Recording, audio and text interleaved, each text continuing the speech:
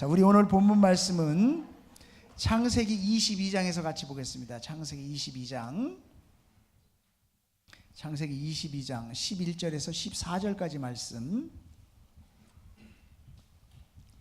자, 다 찾으셨습니까? 창세기 22장 11절에서 14절까지 말씀. 우리 짧은 구절이니까 천천히 말씀을 생각하시면서 우리 합독하겠습니다. 여호와의 사자가 시작. 여호와의 사자가 하늘에서부터 그를 불러 이르시되 아브라함아 아브라함아 하시는지라. 아브라함이 이르되 내가 여기 있나이다 하매 사자가 이르시되 그 아이에게 내 손을 대지 말라. 그에게 아무 일도 하지 말라. 내가 내 아들 내 독자까지도 내게 아끼지 아니하였으니 내가 이제야 내가 하나님을 경외하는 줄을 아노라. 아브라함이 눈을 들어 살펴본즉 한 순양이 뒤에 있는데 뿔이 수풀에 걸려 있는지라. 아브라함이 가서 그 순양을 가져다가 아들을 대신하여 번제로 드렸더라. 아브라함이 그 땅 이름을 여호와 이레라 하였으므로 오늘날까지 사람들이 이르기를 여호와의 산에서 준비되리라 하더라. 아멘. 기도하겠습니다. 하나님, 이 시간에 하나님의 말씀을 듣기를 원합니다. 영의 귀를 열어주시고 영의 눈을 열어주셔서 신령한 세계의 음성을 듣고 볼 수 있는 은혜를 허락해 주시옵소서. 그래서 그 말씀이 능력이 되게 하시고 삶 가운데 정말 하나님의 축복으로 나타날 수 있도록 주여 역사해 주시옵소서. 예수님의 이름으로 기도하옵나이다. 아멘. 할렐루야. 여러분, 하나님이 우리에게 무엇을 원하시는지 알고 계십니까? 하나님이 우리에게 원하시는 것이 있고요, 또 주의 종이 우리에게 원하는 것이 있고요, 우리 스스로가 우리에게 원하는 것이 있습니다. 그게 뭘까요? 그것은요, 하나님의 자녀들이 잘 되기를 원하는 거예요. 하나님은요, 하나님의 자녀가 축복 가운데 살아가기를 원하고 있는 줄로 믿습니다. 또 한 가지는요, 하나님의 교회가 잘 되는 거예요. 우리 주님의 영광교회가 부흥하고 잘 되는 것을 그 누구보다 하나님이 원하고 계신 줄로 믿습니다. 그래서 땅끝까지 복음을 증거하기를 원하는 그 마음이 하나님의 마음이에요. 근데 그 하나님의 마음뿐만 아니라 주의 종의 마음도 똑같아요. 정말 우리의 성도들이 어떻게 하면 축복받고 잘 될까, 그리고 정말 우리 교회가 어떻게 하면 부흥하고 성장할까, 정말 주의 종의 마음도 마찬가지. 여러분의 마음은 어떻습니까? 여러분은 별로예요? 여러분의 마음도 여러분이 잘 되길 원하죠. 우리 성도들이 잘 되길 원하죠. 그리고 우리 교회가 부흥하길 원하죠. 그러니까 하나님의 마음과 주의 종들의 마음과 우리 성도들의 모든 마음이 똑같은 게 뭐냐면, 정말 영적인 축복의 통로가 열려서 잘 되고 교회가 정말 행복하고 축복받고 부흥하는 그것을 다 꿈꿉니다. 아멘입니까? 근데 그러기 위해서 우리가 해야 될 것이 있어요. 그렇게 되어지기 위해서는 그냥 되어지는 것이 아니라 해야 할 것이 있는데, 그것이 뭐냐면 영적인 체질이 개선돼야 된다는 거예요. 뭐가 개선돼야 된다고요? 영적인 체질이 개선돼야 돼요. 왜냐하면 정말 하나님의 축복과 교회의 부흥은 그냥 있어서 되는 것이 아니라 이런 영적인 체질이 개선되어질 때 축복의 통로가 열리는 것이거든요. 사람의 습관은 참으로 중요합니다. 그래서요, 사람은 습관의 존재다라는 말이 있어요. 그만큼 사람은 습관에 따라서 그 사람의 모습이 나타난다는 것이죠. 그러니까 어떤 사람은 정말 인품도 괜찮고 멋진데 왠지 어색한 행동을 하는 거예요. 코를 판다든지 다리를 떤다든지. 그러면 왠지 그 사람의 안에 있는 그런 인격과 품격이 나타나지 않고 정말 가벼워 보이죠. 그러니까 사람은 어떤 습관의 모습이 우리에게 나타나느냐에 따라 다른 거거든요. 저는 기도를 할 때 정말로라는 단어를 정말로 많이 썼었어요. 하나님 아버지 정말로, 하나님 아버지 정말로, 하나님 아버지 이렇게 했어요. 정말로. 저는 정말로라는 단어를 쓰면도 불구하고 제가 그 단어를 쓰는지 모르고 있었어요. 근데 어느 날 한성도님이 저에게 찾아서, 목사님, 정말로라는 단어를 정말로 많이 쓰시는데 정말로라는 단어는 정말로 쓰시면 안 됩니다 그러더라. 왜 그러냐고 그랬더니 기도를 하고 있는데 집중이 안 된다는 거예요. 목사님이 몇 번 하는가 쉬게 되더래요. 어느 날부터. 제가 그때 깨달았어요. 나의 이렇게 무의식 중에 하던 이 기도의 습관이 오히려 성도의 기도를 방해할 수 있구나. 그다음부터 제가 기도하면서요, 내가 정말 얼마큼 하는지 정말로를 쉬어봤어요. 그때 정말 많이 하고 있더라고요. 그래서 그다음부터는요, 그것을 고치기 위해서 굉장히 노력을 많이 했습니다. 그러니까 사람은 나도 모르는 무의식의 그런 행동이 많은 경우에 축복의 통로를 막고 있고, 또 많은 사람들에게 신앙에 어려움을 주고, 그러므로 말미암아 힘든 신앙을 만들어갈 수 있다라는 것이죠. 만약에 내 습관이 하나님 앞에 믿음의 올바른 습관이 아니라고 한다면 축복의 통로가 열릴까요? 안 열릴까요? 안 열리겠죠. 그런데 나는 그것이 내 올바른 믿음의 습관이라고 생각하지 않고 내 스스로가 그것을 점검하고 하면서 바꾸어 나가면 괜찮은데, 그렇지 못한 거예요. 나는 잘하고 있다, 나는 괜찮다, 나는 멋지다, 그러면서 내 올바른 믿음의 습관이 정말 변화되지 않음으로 인해서 하나님 앞에 축복의 통로가 막힐 수 있고, 우리 교회도 정말 그런 아름다운 그런 믿음의 모습의 삶의 신앙의 모습들이 나타나지 않고, 우리는 괜찮다라고 하면서 그 속에서 잘못된 습관의 나타남으로 인해서 교회의 부흥이 가로막힐 수 있다라는 것이죠. 여러분, 이스라엘 백성들이 왜 40년 광야 생활을 했는 줄 아시죠? 그들의 습관은요, 애굽의 습관이었어요. 애굽의 습관, 노예의 습관, 이방을 섬기던 습관. 그래서 하나님이 이스라엘 백성들을 끄집어서 시내산에서 제일 먼저 예배의 습관을 훈련시키기 시작했고, 끊임없이 제사법을 통해서 제사하게 했거든요. 그런데 그들이 늘 어려움만 있을 때마다 나타나는 모습은 애굽이었어요. 애굽에서 이거 먹었었는데, 애굽에서는 이렇게 살았었는데. 그러니까 애굽이 기준이 되어지고 하나님의 말씀이 기준이 되어지지 않으니까 그들은 축복의 통로가 막혔어요. 근데 40년 동안 그들의 애굽에서의 생활 습관이 변화된 제2세대와 믿음의 모습으로 살아갔던 갈렙과 여호수아만이 축복의 땅에 들어갈 수 있었다는 것이죠. 여러분, 우리 교회가 부흥하길 원하십니까? 우리 성도님들이 잘 되길 원하십니까? 그러면요, 영적인 체질이 바뀌어야 돼요. 여러분, 정말 새로운 성도님들이, 또 새 가족들이 우리 교회에 왔을 때 바라는 것이 뭘까요? 또 우리 성도님들이 교회에 와서 바라는 것이 무엇입니까? 감동적인 그런 은혜가 있는 설교, 예배에 뜨거움이 있는 예배, 그리고 체계적인 어떤 그런 성경 공부, 그리고 아름다움의 섬김이 있는 모습, 그런 것들 아닙니까? 그런 것들이 다 갖춰져야 돼요. 그런 것들을 위해서 교회가 계속 노력하고 우리는 그것을 해나갈 것입니다. 하지만 더 나아가서 우리에게 한 가지 필요한 것이 있다고 한다면 그것이 뭐냐면요, 예의가 갖춰진 모습이라는 거예요. 예의가 갖춰진 모습.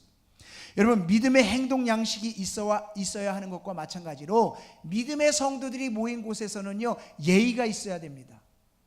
왜냐하면 많은 사람들이 교회에 올 때는 이런 생각을 합니다. 교회는 뭔가 세상과 다른 모습이 있을 거야. 교회는 뭔가 세상에서 보이지 못하는 그런 모습들이 있을 거야 라는 그런 기대감을 가지고 와요. 근데 교회 안에 왔을 때 보면 세상과 똑같아. 어떨 때는 세상보다도 못해. 하나님을 섬긴다고 하는 사람들의 모습이 세상보다도 못한 그런 모습으로 나타날 때 새 가족들은 떠나갑니다. 교회를 기대감을 가지고 왔던 사람들은 떠나갑니다. 믿음 생활을 열심히 하던 사람들은 시험에 들어서 떠나갑니다. 여러분, 우리의 모습이 세상적인 모습과 다를 것이 없다고 한다면 분명히 축복의 통로는 막힐 수밖에 없고요, 우리 교회의 부흥은 막힐 수밖에 없습니다. 그래서 우리 교회는요, 정말 하나님의 축복의 통로가 열리고 우리 교회가 부흥하기 위해서 체질이 바뀌어야 될 줄로 믿습니다. 그래서 저는 그것이 무엇일까를 고민해 봤어요. 그것이 뭘까? 근데 그 중에 하나가 언어더라고요. 언어. 여러분, 교회에서는요, 세상과 다르게 부르는 언어가 있습니다. 그게 뭔지 아십니까? 형제 자매라는 단어예요. 형제님, 자매님. 그리고 또 교회에서는 목사님, 장로님, 권사님, 집사님, 이런 직분을 부르는 게 달라요. 그런데 그런 직분을 부를 때에 또 그 형제 자매라는 그런 단어를 사용할 때에 만약에 다른 분을 예를 들면 시험에 들 수 있으니까 저를 예를 들어서 이야기를 하겠습니다. 한기영 목사가 말이야, 이건 이렇게 하던데 라고 이야기를 할 때에 여러분들의 느낌이 어떻습니까? 물론 목사라는 타이틀이 맞아요. 그런데 님자가 들어간 것과 빠진 것과의 차이점이 뭡니까? 다르죠. 그러니까 둘이 이야기할 때 두 사람은 어떤 이야기가 주어졌기 때문에 그런 대화가 오갈 수 있을지 모르겠지만, 지나가던 사람이 듣거나 멀리서 그 사람이 들을 때 저 사람 목사님한테 목사라고 말하네? 저 사람 저렇게 예의가 없던 사람이야? 저 사람 저런 사람이었어? 몰랐네. 그럼 그 다음부터 그 사람을 바라볼 때 예전에는 정말 예의 있고 멋있고 괜찮은 사람이라고 생각했다가 그 단어를 한번 듣는 순간에 그 사람을 낮게 보게 되어지는 거예요. 여러분, 우리 교회 안에는요, 성도님들이 친해지면 그 다음에 나타나는 언어가 있습니다. 언니, 형. 물론 미국과 좀 다른 게, 한국은 이 정이 있어요. 정. 그렇기 때문에 왠지 집사님, 권사님, 장로님 이렇게 부르면 좀 거리감이 있는 것 같고, 언니, 형 그러면 좀 친하게 느껴져요. 그런데 문제는 뭐냐면 친한 게 문제예요. 그렇게 형, 언니 하면요, 다른 사람이 그 속에 못 껴듭니다. 거리감을 느껴져요. 자기끼리만 친한 것 같아요. 그리고 더 문제는 뭐냐면, 그렇게 형, 언니 하던 사람이요, 나중에는 싸우고 갈라진다는 거예요. 집사님, 권사님 이야기하던 사람보다 친하게 붙어 다니는 사람이 나중에는요, 원수가 된다니까요. 그러니까 우리가 교회 안에서 정말 예의 있는 모습으로 모든 사람이 공감하는 언어를 사용해야 돼요, 이제는. 그래서요, 우리 교회는 앞으로요, 꼭 장로님, 집사님, 권사님, 님자를 붙여서 말씀하시길 바랍니다. 아셨죠? 그리고 우리 청년들끼리 사적으로 만나서는 괜찮아요. 우리 어른들도 마찬가지고, 사적으로야 뭐 언니, 형, 동생 하는 거 뭐라 그랬어요. 그렇지만 교회에서는 형제님, 자매님을 꼭 붙여서 말씀하세요. 그게 예의 있고 격식 있고 그게 오래 갑니다. 아시겠죠? 저도 이제 우리 청년들을 보면 어느덧 딸 같고 아들 같이 느껴지더라고요. 그러면 그냥 편안하게 반말도 하고 그렇게 하는데, 저도 이제 그렇게 안 하려고 해요. 저도 누구누구 형제님, 누구누구 자매님. 여러분, 우리 어른들도 청년들을 향해서 야 이름 부르고 쉽게 야라는 소리 하지 마십시오. 한 사람의 인격체고요, 20살이 넘고 30살이 넘었어요. 그렇게 부르면요, 기분 나빠요, 안 나빠요? 어른들이 나쁘다 그러네. 말은 안 하지만 나쁜 거예요. 그러니까 우리가 교회 안에 정말 예의 있는 모습이 되어야 되거든요. 두 번째는 행동입니다. 행동. 저도 캠프를 하면서 신앙생활을 해왔고, 캠프를 인도하는 사람이고, 또 미국에서 신앙생활을 했기 때문에 어떤 권위적인 것보다는 편안하게 성도님들을 대하거든요. 그래서 한국에 제가 처음 왔을 때 우리 장로님들이 그랬어요. 목사님, 그렇게 너무 편하게 대하면 안 됩니다. 한국은 한국이에요. 좀 권위를 세우셔야죠. 저는 아니에요, 목사가 무슨 권위를 세웁니까? 그렇게 얘기를 했거든요. 그리고 저는 지금까지 신앙생활 하는데, 문제는 뭐냐면 제가 그렇게 한다고 해서 성도님들도 그렇게 하면 안 된다는 거예요. 그건 제가 할 거고 성도님들이 그렇게 하면 안 돼요. 그러니까 목사님이 편하게 대한다고 해서 어떤 성도님은요, 목사님 어깨를 툭툭 치면서 막 얘기해요. 친하니까.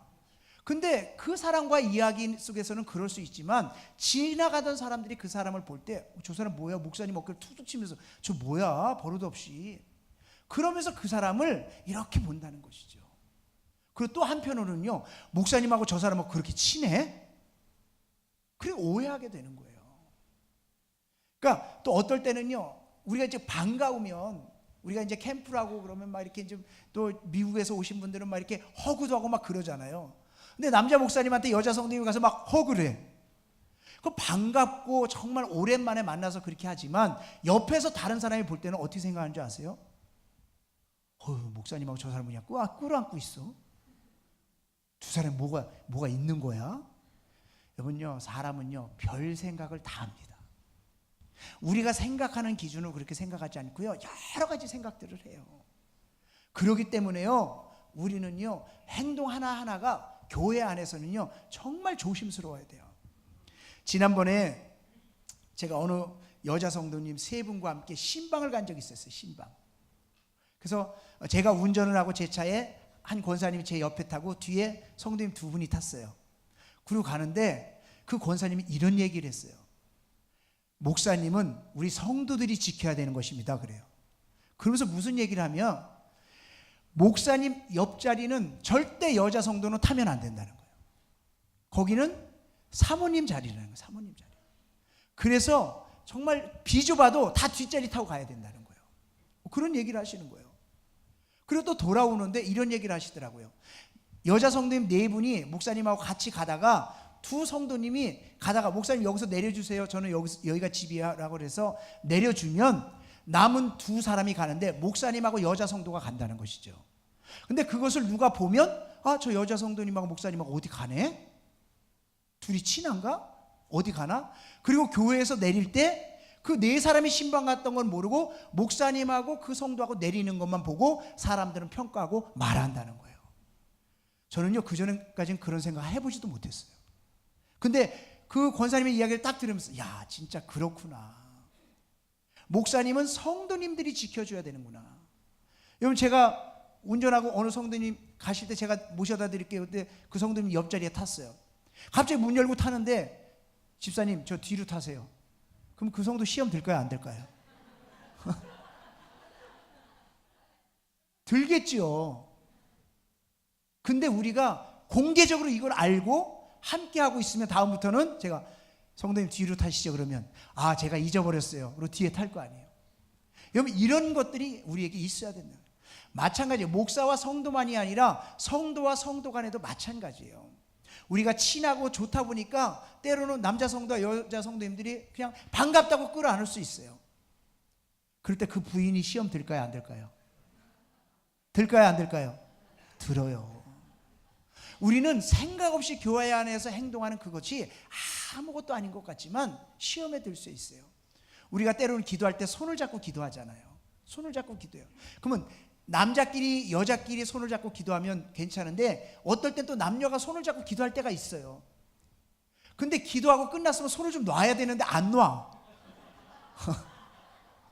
어느 성도님이 저한테 얘기해 준 거예요. 근데 자기가 시험에 들더라는 거예요. 목사님하고도 여자 성도님이 반가워서 악수만 하고 놔야지. 그거 붙잡고 있어요 이렇게.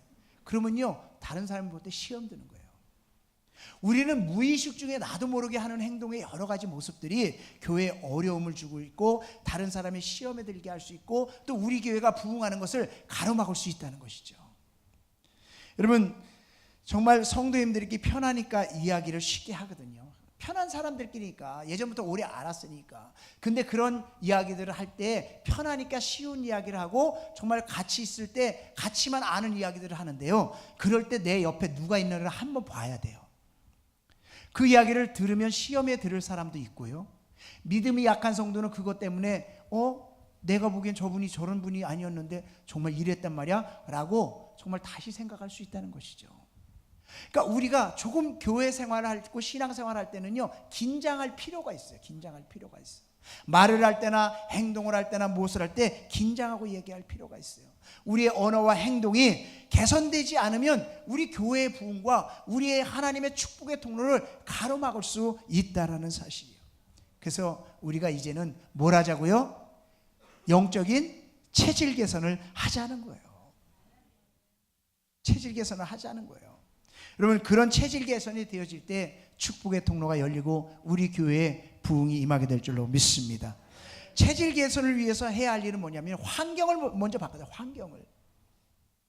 뭘 바꿔요? 환경을 바꿔야 돼요. 사람은요 환경에 따라서 움직입니다. 그래서 우리의 마음은요 밀물과 썰물과 같다고 얘기를 해요. 여러분 한번 보십시오. 내가 좀 아주 액션 그런 강한 그런 중국 무술 영화를 딱 보고 나면 우리의 반응이 어떻게 나타납니까? 점잖은 사람도요 갑자기 그 영화 보고 나자마자 예! 이래요. 왜 그런 줄 아세요? 영향을 받는 거예요. 영향을 받는. 근데 내가 정말 마음이 분노하고 울그락불그락 하다가 은혜를 받았어. 예배. 그럼 내 마음이 어땠습니까? 평온해지면서 감사의 말이 나오고요 은혜의 말이 나와요. 사람은요 환경에 좌우되게 되어 있거든요. 그렇기 때문에 사람은 영향을 받는 존재이기 때문에 어디를 떠나라? 좋지 않은 환경을 떠나야 돼요. 그래서 오늘의 본문에 나와 있는 이 아브라함도 하나님의 믿음의 사람, 축복의 사람으로 만들기 위해서 제일 먼저 한 게 뭡니까? 본토 친척 아비 집을 떠나라는 거예요. 갈대우르를 떠나는 거예요. 거기는 우상이 득실득실하는 곳이었거든요. 그리고 부모로부터 그렇게 정말 살았던, 정말 세상 속에서 살았던 그런 모습 속에서 벗어나야 새로운 믿음의 삶이 만들어지기 때문에 일단 하나님은 본토 친척을 떠나라는 거예요. 여러분, 우리의 정말 체질이 개선되기 위해서 여러분 각자에게 있는 그런 정말 좋지 못한 환경에서 일단 떠나는 그런 일부터 시작되어지기를 주의 이름으로 축원합니다. 여러분, 아브라함과 함께 쫓아왔던 조카 롯, 그는 하나님의 축복을 받았어요. 그래서 정말 아브라함과 롯이 갈라져서 살기 시작했을 때 그가 선택했던 것은 애굽과 같고 에덴 동산과 같았던 소돔과 고모라 근처였어요. 결국 그들이 악한 환경을 선택했어요. 보기에 세상적으로 좋은 것을 선택했어요. 그랬더니요, 자녀들이 세상적인 사람과 결혼을 하고 세상적인 모습에서 살아가고 결국 멸망의 삶을 경험하게 되더라는 것입니다. 여러분, 우리의 체질이 개선되어야 축복의 통로가 열리게 되는 줄로 믿습니다. 이 파스칼은 이 팡세라는 유명한 책에서 이런 말을 했어요. 습관은 제2의 천성이며 제1의 천성을 파괴한다. 무슨 말이냐면 인간은 좋은 습관보다도 나쁜 습관에 쉽게 물든다는 것이에요. 그리고 마침내는 좋은 천성마저도, 착한 마음까지도 파괴시켜버린다는 거예요.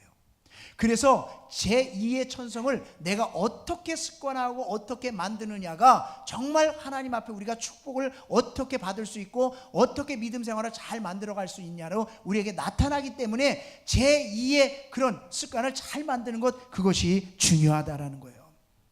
여러분, 그리스도인들은 일어나면 제일 먼저 뭘 합니까? 여러분, 눈 뜨면 제일 먼저 뭘 합니까? 화장실부터 가요? 기도부터 합니까? 그리스도인들은 눈을 뜨면 제일 먼저 기도라는 거예요. 근데 그게 쉬워요, 안 쉬워요? 안 쉬운 이유가 습관이 되지 않았기 때문에 그런 거예요. 우리는 영적인 축복의 통로가 열리는 좋은 습관을 계속해서 드려야 되는 거예요. 눈을 뜨면 제일 먼저 하나님 앞에 무릎을 꿇고 기도하는, 그것이 10초가 되었든 5초가 되었든 시간은 중요하지 않아요. 내가 먼저 하나님 앞에 기도하고 시작한다는 것 자체가 중요한 거예요. 그것이 습관이 되어지기를 주의 이름으로 축원합니다. 주일이면 어디로 갑니까? 주일이면 어디로 가요? 여러분 머릿속에 그렇게 있습니까? 근데 그것이 습관이 된 사람은 주일이 되면 교회로 옵니다. 근데 그것이 습관화되지 않은 사람은 오늘 눈을 떴을 때 날씨가 너무 좋아, 그러면 갈등합니다. 오늘 어디로 놀러 갈까? 아니면 교회 갈까? 교회 갈 걸 생각해 보니까 별로 재미있을 게 없어. 마음은 찜찜하지만 놀러 가는 거로 택하자. 그런데 아침에 눈을 뜨자마자 기도하는 습관을 가진 사람은 어떨까요? 당연히 교회로 오겠죠. 여러분, 작은 하나의 습관이 별거 아닌 것 같지만 영적인 축복의 통로가 열리는, 하나님이 원하시는 그런 속에서 내 습관이 만들어질 때 하나님의 축복의 역사가 우리의 삶 가운데 주어지게 될 줄로 믿습니다. 우리 교회는 요즘 큐티의 붐이 서서히 일어나고 있습니다. 새벽에도 큐티의 말씀을 나누고 수요 예배를 통해서 큐티 세미나를 하고 있거든요. 그러니까 큐티라는 것은 어떤 신학적인 것을 요구하지 않아요. 목사님이 설교하는 것처럼 그렇게 은혜스러운 말씀이 나와야 되는데 그런 게 큐티가 아니에요. 큐티는 신학적인 것도 아니고 본문을 올바로 해석하라는 것도 아니고, 큐티는 다만 그 말씀이 오늘 내게 어떤 말씀으로 주어지고 하나님이 나에게 어떤 삶을 원하시는지를 내가 붙잡고 내 삶을 바꾸어 나가는 거예요. 그게 큐티예요. 그 말씀을 적용해서 내가 내 하나님이 원하시는 말씀대로 순종하고 그대로 변화되어지는 삶을 살아가는 거. 그래서 자기를 자꾸 관찰하는 거, 그게 큐티거든요. 여러분, 제가 계속해서 큐티를 하고 있으면서 요즘 많이 변했어요. 변한 게 느껴집니까? 별로 안 느껴져요? 전 작은 것 하나하나가 변해가고 있어요. 여러분, 목사라고 완벽하지 않고요, 목사라고 다 갖추지 않았습니다. 여러분, 목사를 여러분의 기대의 어떤 그런 것으로 바라보고 있으면요, 어느 날은 실망할 수도 있어요. 목사도 인간이고 연약하기 때문에 날마다 하나님 앞에 무릎 꿇고 하나님의 말씀에 비춰서 내가 변화되어지 가지 않으면요, 온전할 수 없는 게 목사예요. 그래서 저도 노력하고요, 그래서 끊임없이 하나님의 말씀 앞에서 변화되려고 애쓰고 있는 거거든요. 여러분, 우리가 정말 말씀 앞에 기준이 되어서 내가 변화되지 않으면요, 결국 축복의 통로는 막힐 수밖에 없고요, 하나님이 원하시는 그런 은혜의 삶을 살 수 없게 되는 것이거든요. 그래서 매일매일이 나의 습관을 바꿔가는 게 중요해요. 어떤 불교 신자가 개신교로 전향을 했어요. 예수를 믿었어요. 그래서 열심히 믿음 생활하고 새벽 기도도 나와요. 근데 뭔가 풀리지 않는 문제가 있어서, 오늘은 내가 교회 가서 목사님에게 이 상담을 해야 되겠다. 그리고 교회로 막 왔어요. 그랬더니 청소하고 있었던 사찰 집사님이 어떻게 해서 오셨습니까? 그랬더니 나 주지 목사님을 만나고 싶어서 왔는데요, 그렇게 말을 하더라는 거예요. 담임 목사님이 아니라 주지 목사님을 만나고 있대요. 사람은요, 습관이 그렇게 무서운 거예요. 쉽게 바뀌지 않는 게 습관이에요. 우리가 세상에서 살던 모습, 세상에 갖고 있던 그런 습관, 세상에서의 그런 것들이요, 교회 왔다고 한순간에 바뀌는 줄 아십니까? 천만의 말씀이에요. 제가 늘 말씀드리지만 세상에서 사장의 일만 하셨던 분은요, 교회 와서도요 지시만 하려고 해요. 세상에서요 선생님만 했던 사람은요, 교회 와서도요 가르치려고만 해요.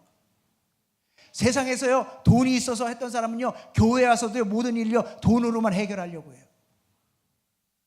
세상에서 어른 역할을 했던 사람은요, 교회 와서도요 어른 역할만 하려고 해요. 여러분, 그럴 때 그 사람이 대우받고 인정받고 높임을 받습니까? 아니면 그 사람은 우습게 생각합니까? 우습게 생각해요. 왜? 믿음의 사람은 믿음의 기준이 있기 때문에 그럴 거예요. 믿음의 사람은 믿음의 사람의 원하는 그런 하나님의 말씀 안에서 변화된 것이 있기를 원하는 거거든요. 그래서 하나님의 사람은요, 날마다 말씀 안에서 자신을 영적인 체질로 바꿀 때에 축복의 통로가 열리고 교회가 아름다워지고 축복의 교회로 세워지게 될 줄로 믿습니다. 그래서 우리가 영적인 체질을 이제 바꾸자는 거예요. 뭘 바꿔요? 영적인 체질을 바꿔요. 세상적인 체질을 다 버리고 영적인 체질로 바꿀 수 있길 주의 이름으로 축원합니다.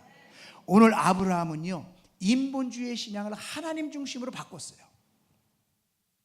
체질의 변화가 일어났습니다. 아브라함은 믿음이 체질화된 사람이에요. 그러니까 믿음이 체질화된 사람은 인본주의적인 생각에서 신본주의적인 생각으로 바뀌는 것이거든요. 그건 뭐냐? 무조건 믿는 거예요. 저는 이 말을 참 싫었어요. 교회에 오니까 무조건 믿어야 합니다. 예수를 믿는 것도 무조건 믿어야 합니다. 무조건 믿어야 합니다. 저는 이 말을 싫어했어요. 어떻게 무조건 믿어요, 사람이? 근데요, 정말 제가 신앙생활하면서 보니까 너무나 어렵고 힘든데도 어떻게든지 말씀대로 살아보려고 애쓰는 성도님들이 많더라고요. 저는 그분들의 형편을 알잖아요. 정말 이렇게 할 수 없는 분인데 어떻게 이렇게 할 수 있을까? 그렇게 말씀대로 살아보려고 막 몸부림치는 성도님을 보면서 제가 목사지만 부끄러웠어요. 그러면서 제 마음속에 든 것이 이거였어요. 목사라고 해서, 장로라고 해서, 권사라고 해서 내가 신앙생활을 20년, 30년을 했다고 해서 믿음이 다 좋은 것은 아니구나. 진짜 말씀대로 내가 오늘 살아가려고 몸부림치는 사람, 그 사람이 비록 예수 믿은 지 며칠 안 되는 사람이라고 할지라도 그 사람이 정말 하나님이 기뻐하시는, 정말 신앙의 체질이 믿음으로 바뀐 사람의 모습이구나라는 것을 생각하게 되었어요. 여러분, 말씀을 실천하는 사람, 그 사람이 진정 믿음의 사람인 줄로 믿습니다. 믿음은 의심이 없을 때 믿음이 생기는 거 아닙니까? 바꿔서 얘기하면 의심을 가지면요, 믿음이 약화되게 되어 있어요. 믿음이 약화되면 축복이 떠나가는 거예요. 우리에게 큰 부흥이 떠나가는 겁니다. 아브라함은 오늘 본문에서 누굴 잡아서 드려요? 아들을 잡아서 드려요. 무엇으로? 번제로 다 각을 떠서 나무 장작 위에다 태워서 드리는 게 번제거든요. 여러분, 아내랑 상의도 없이 그냥 잡아서 드립니다. 어떻게 보면요, 신앙이라기보다는요 정신 나간 사람이에요. 그렇지 않습니까? 어떻게 자기 아들을 신앙이 있다고 해서 각을 떠서 하나님 앞에 드린다고 가져가요? 정신 나간 사람이지. 그런데 오늘 12절 말씀은 이렇게 얘기합니다. 내가 이제야 내가 하나님을 경외하는 줄을 아노라. 하나님은요, 인본주의적인 생각을 네가 버렸느냐, 그리고 네가 정말 나를 믿느냐, 그것을 보시기를 원하신 것이지 진짜 아들을 잡아서 드리기를 원하신 것이 아니에요. 그래서 하나님은 여호와 이레로 수장을 준비해 놓았지 않습니까? 하나님은 그런 하나님이에요. 중요한 것은 내가 정말 하나님 앞에 인본주의적인 생각을 가지고 하나님 이건 왜 이래요? 하나님 이건 왜 이래요? 하나님 이건 왜 이래요? 그 얘기를 하는 것이 아니라 하나님이 말씀하셨으면 하나님 알겠습니다. 알겠습니다. 하나님 알겠습니다. 그렇게 인본주의로 의심하는 것이 아니라 신본주의로 하나님의 말씀에 행하려는 그 모습을 하나님은 원하신다는 것이죠. 그 이후에 하나님 뭐라고 말씀하십니까? 하늘의 별처럼, 바다의 모래알처럼, 땅의 티끌처럼 수없는 자손을 너에게 주겠다는 거예요. 축복의 통로가요 그때 열리기 시작하고요, 그때부터 아브라함에게는요 엄청난 역사가 일어나기 시작한다는 거예요. 우리 안에 이 인본주의가 아니라 신본주의로 해요. 여러분, 독일이라는 나라가 지금은 좀 약해졌지만 한때는요 유럽의 모든 문명을 좌지우지하던 나라였어요. 근데 원래 독일이 그렇게 강성했던 나라였느냐? 아니에요. 스페인의 식민지였어요. 식민지. 그러니까 나라가 이 분봉왕으로 이렇게 여기 고을을 다스리는, 그래서 다 나누어졌던 그런 나라였어요. 그런데 1517년에 루터가 이 하나님의 말씀을 헬라어로 되어서 일반 사람들이 읽지 못하던 말씀을 독일어로 번역했어요. 그래서 그 말씀을 누구나 읽을 수 있는 시대가 되고, 그래서 이 독일에 하나님의 말씀을 읽기 시작하는 붐이 일어나기 시작했어요. 누구나 하나님의 말씀만 읽는 거예요. 그러면서 하나님의 말씀이 흥황하기 시작하면서 정치, 경제, 문화, 법률의 중심이 되어지고 정말 독일어가 학술어로 자리 잡아요. 그러니까 나중에는 의학과 신학과 법학과 철학과 같은 고등학문을 배우려고 하면 독일어를 배우지 않으면 안 될 정도로 그렇게 이루어졌어요. 그래서 종교개혁 이후에 300년 이후에 독일에는요 정말 과학자, 철학자, 음악가, 화가의 유럽의 절반이 다 독일 사람이 될 만큼의 하나님의 축복과 역사가 일어났습니다. 언제요? 말씀이 흥황하고 말씀을 읽고 말씀대로 살아가고 노력하는 그때에 하나님의 역사가 독일 가운데 축복으로 나타나기 시작했어요. 그런데 어느 날부터 독일이 점점 기울어져 가요. 지금요 독일 가보십시오. 큰 성전은 있는데 그 성전에 몇몇 안 되는 사람들만 남아있고, 형식적인 속에서 나라에서 목사들도 다 월급 받으면서 그렇게 살아가는 그런 교회가 되어버렸어요.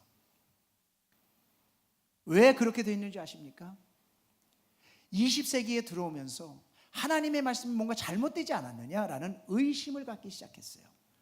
그러면서 홍해를 가른 거 이거 잘못된 거 아니야? 오병이의 기적 어떻게 일어났지? 어린아이 하나가 도시락을 꺼내놓으니까 마음속에 갖고 있던 양심이 찔렸던 어른들이 자기 도시락을 다 내놓으니까 5,000명이 먹고도 남았구나. 성경을 인본주의로 해석하는 자유주의가 들어오기 시작하면서부터 이 독일이라는 나라는 멸망으로 갈 수밖에 없었다. 축복에서 떠나가게 되었다. 여러분, 아브라함을 생각해 보십시오. 아브라함에게 소원이 하나 있습니다. 그 소원이 뭡니까? 자녀를 갖는 소원이었어요. 하나님이 약속하십니다. 내가 너에게 민족의 축복의 조상이 되게 하리라. 그래서 25년이 흘렀어요. 애를 안 주세요. 그러면 아브라함 마음속에 무슨 생각이 들까요? 속았다는 생각 안 들겠습니까? 내가 하나님이 그렇게 축복해 주신다고 해서 다 버리고 왔는데 속았다는 생각 안 들겠습니까? 그런데요, 여러분, 하나님의 약속의 말씀은 아브라함의 100세가 되건 정말 사라가 경수가 다 끊어져서 아이를 갖지 못하는 환경이든 그것과 상관없이 약속은 그대로 성취되는 줄로 믿습니다. 그래서 우리가 하나님 앞에 의심을 갖는 것이 아니라 믿는 거예요. 그냥 무조건 믿는 거예요. 여러분, 사람도 믿어야 신뢰가 생겨서 그 사람과 함께 갈 수 있는 거 아닙니까? 하물며 신앙도 하나님을 믿지 않으면요, 의심하면요, 신앙이 자랄 수 없고 결국 그것은요 축복의 통로가 열릴 수 없다라는 거예요. 그래서 주님도 때때로 제자들을 책망하실 때 이렇게 말씀해요. 믿음이 적은 자여 왜 의심하였느냐? 왜 의심하였느냐? 여러분, 왜 의심이 듭니까? 아직도 우리에게 인본주의적인 체질이 있기 때문에 그래요. 인간적인 생각이 있기 때문에 의심이 드는 거거든요. 이 체질이 신본주의로 변화될 수 있길 주의 이름으로 축원합니다. 여러분, 우리가 입으로 믿습니다 그래요. 그런데 안 믿어지죠? 여러분들 죄송합니다. 제가 잘못 물어봤는데, 여러분 입으로 믿습니다 믿어지죠? 이것도 아니고 저것도 아닌 건 뭡니까? 여러분, 사실 우리가 믿습니다 하지만 안 믿어져요. 그런 부분이 있어요. 어떨 땐 믿어지면 어떨 땐 안 믿어져요. 그래도요, 계속 믿습니다 하세요. 의심이 들어도 믿습니다 하십시오. 하나님의 말씀이 내게 주었을 때 믿습니다 하다 보면요, 어느 날 믿음이 체질화되면요, 그 다음부터는요 믿습니다가 돼요. 그러면 그때 축복의 통로가 열리는 거예요. 이스라엘 백성들이 하루아침에 믿습니다가 된 게 아니라 하나님 앞에 계속 기적을 경험하면서도 불평하고 원망했었는데 어느 날 믿고 믿다 보니까 믿습니다가 되는 거예요. 여러분, 불평하는 것도요 이유가 있어서 불평하거든요. 근데 불평하는 것이 이유가 있어서 불평하다가 습관이 되면요, 나중에는요 불평만 해요. 불평할 게 없어도 불평하게 된다니까요. 이 사람이 체질이 습관화된다는 게 그렇게 중요한 거예요. 사람이 왜 부정적인 사람이 되는 줄 아십니까? 같은 걸 보더라도 좋게 보는 것과 나쁘게 보는 것 때문에 차이가 나요. 근데 어떤 사람들은 자녀들이 똑같이 자라도요, 뭐 6남매가 있어도요, 어떤 자녀들은요 좋게만 보면서 자라요. 아버지가 알코올 중독으로 집안을 그냥 다 부시고 맨날 집을 나가고 뭐 돈도 안 갖다 줘. 그래도 어떤 자녀들은 불평하고 하면서 자기가 술을 먹고 그러면서 자라는 자녀가 있는가 하면, 어떤 자녀는 이런 환경 속에서 난 자랐지만 나는 이렇게 하지 않으리라 하고 곱게 자라고 오히려 반듯하게 자라는 자녀가 있다니까요. 환경이 중요한 게 아니에요. 중요한 건 내가 어떤 습관을 가지고 살아가느냐, 어떤 체질화가 되어 있느냐, 이것이 중요하다는 거예요. 아브라함은 하나님 앞에 얼마나 헌신적인 사람이었습니까? 얼마나 충성적인 사람이었습니까? 그런데요, 하나님이 자기 아들을 드리래요. 그랬을 때 갈등이 있었을까요? 없었을까요? 있었을 거예요. 하나님, 이거 너무한 거 아닙니까? 너무한 거 아닙니까? 전 분명히 그렇게 말했을 것 같아요. 그래서 저 같은 사람이, 학자 중에 하나가 또 이야기하길 뭐라고 얘기했냐면, 아내 사라에게 아들을 바칠까 말까 의논하지 않은 이유는 아내가 동의해 줄 것 같지 않아서, 그래서 아내에게 물어보지 않았다는 거예요. 그런데요, 성경을 계속 묵상해 보면요, 아니에요. 아브라함의 부부는 이미 아멘으로 체질화된 부부예요. 그래서 하나님이 말씀하셨다고 한다면 아멘인 거예요, 무조건. 그러니까 이 아브라함은 하나님이 말씀하셨기 때문에 사라 아내도 분명히 아멘으로 화답할 걸 알기 때문에 물어보지 않고 간 거예요. 여러분, 정말 이 인본주의로 바뀐 사람은 무조건 아멘으로 화답하는 줄로 믿습니다. 여러분, 아멘이 중요한 거예요. 아멘이. 이 아브라함의 가정은요, 본토 친척 아비집을 떠나라. 여러분, 75세에 나왔거든요. 그럼 거기서 자리 잡고 인생 다 마감할 때 아닙니까? 근데 그걸 다 버리고 뭐 어디 멋진 빌딩을 사주고 하나님이 오라고 한 것도 아닌데 와요. 부부가, 그 할머니 할아버지가 그렇게 와요. 아멘이에요. 하가를 통해서 이스마엘을 낳았잖아요. 근데 하나님 내쫓으래요. 그러니까 아멘 그러고 내쫓아요. 여러분, 이 부부는 그렇게 아멘으로 체질화된 부부예요. 여러분, 아멘으로 체질화되면요 행복합니다. 어떤 상황 가운데 다 행복해요. 근데 노멘 그러면요 불안해요. 내 마음이 힘들어요. 우리 교육자 회의를 하는데요, 이제 다 이렇게 이야기하다가 무슨 얘기를 하다가 우리 김영식 목사님이 할렐루야 그랬어요. 그랬더니요 바로 생각도 안 하고 우리 박 전사님이 아멘 그러더라고요. 그전 무슨 조폭도 아니고 그랬어요. 할렐루야 그러니까 아멘. 근데요, 아멘도 습관화되고 체질되어지면요 축복의 통로가 열리는 줄로 믿습니다. 그래서 우리가 어떻게 하면 아멘이 되나, 아멘의 원리가 있거든요. 그냥 묻지 마. 이게 하나의 원리예요. 그냥 묻지 마. 그래야 아멘 할 수 있어요. 물으면요 아멘 못합니다. 여러분, 하나님 앞에 정말 이 아브라함이, 하나님 왜 나에게 이 아들을 도대체 죽이라고 하는 겁니까? 이 아들을 통해서 또 자손이 번성해야 정말 민족의 조상이 되지 않습니까? 물어봤다면 아멘 할 수 있었을까요? 못했어요. 하나님 말하니까 안 물어. 여러분, 때로는요 하나님이 말씀하시면요 안 묻는 게 최고예요. 물어보면요 괴로워요. 여러분, 두 사람의 수도사가 있었거든요. 수도사에게 각각 올리브 나무를 주었어요. 근데 한 수도사는요 하나님 앞에 기도하면서 키워요. 하나님, 이 올리브 나무가 잘 크려면요, 이 뿌리가 잘 튼튼하게 자라야 되거든요. 이 뿌리가 잘 자랄 수 있도록 자라있어요.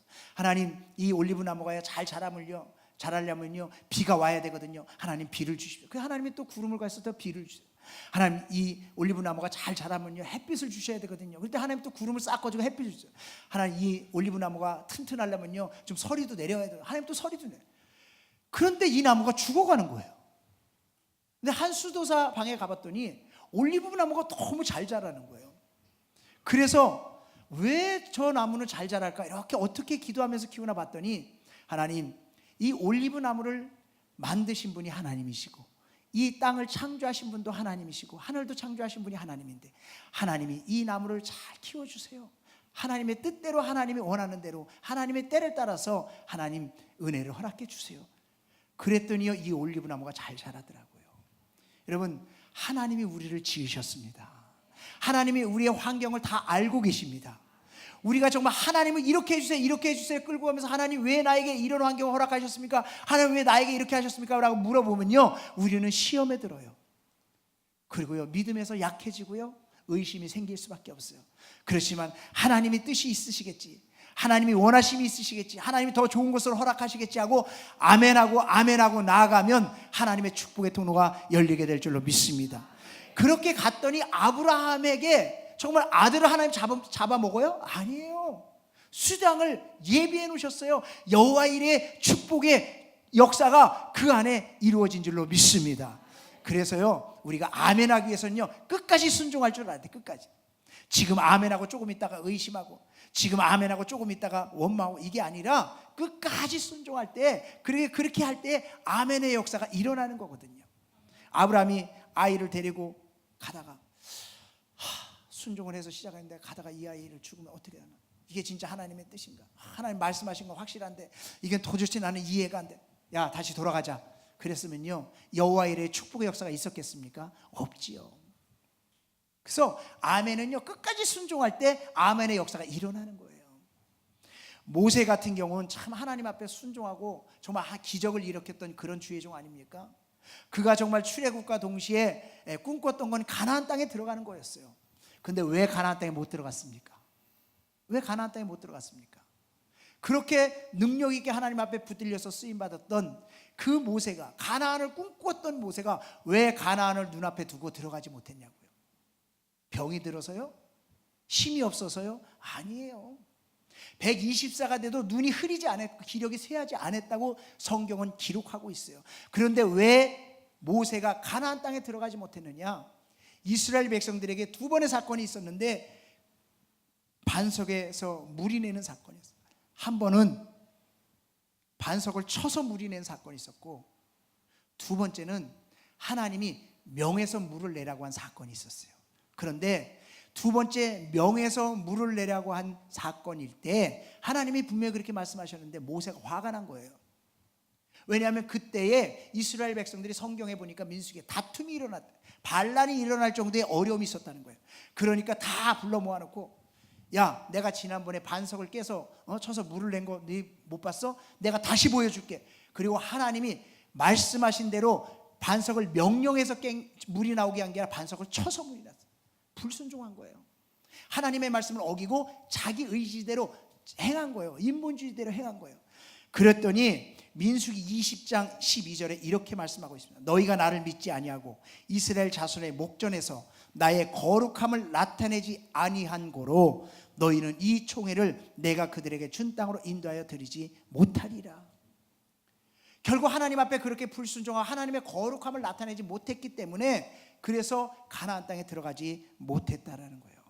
여러분, 우리가 신앙생활을 한다고 한다면 정말 순종이 체질화되기를 주의 이름으로 축원합니다. 그래서 아멘은요 정말 인본주의가 신본주의로 바뀌는 것은요 그냥 순종하고 나아가는 거예요. 아멘. 그리고 끝까지 순종하고 나아가는 거예요. 그리고 또 한 가지는 사랑이 체질화되어야 돼요. 아브라함은요 하나님을 사랑했어요. 여러분, 아브라함이 하나님을 사랑하지 않고 자기 아들 바칠 수 있겠어요? 못 바칩니다. 아브라함은 그만큼 하나님을 사랑했어요. 그런데 하나님도 아브라함을 사랑했고 우리를 사랑해서 십자가에 예수 그리스도를 허락해 주신 줄로 믿습니다. 그게 하나님이 우리를 사랑한 자기 확증이라고 그랬어요.